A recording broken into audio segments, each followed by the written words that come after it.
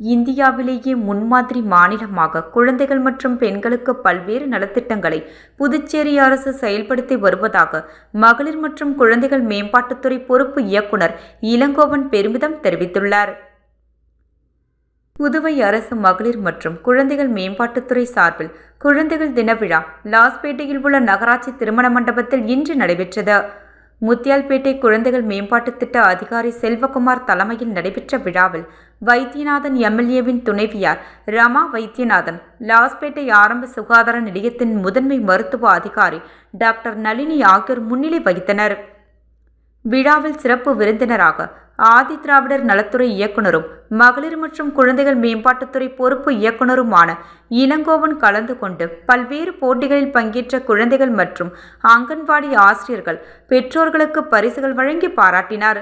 தொடர்ந்து விழாவில் பேசிய இயக்குனர் இளங்கோவன், இந்தியாவிலேயே முன்மாதிரி மாநிலமாக முதல்வர் ரங்கசாமி தலைமையிலான அரசு குழந்தைகள் மற்றும் பெண்களுக்கு பல்வேறு நலத்திட்டங்களை செயல்படுத்தி வருவதாகவும் சரியான முறையில் பயன்படுத்தி தாய்மார்கள் பயன்பெற வேண்டுமென வலியுறுத்தினார்.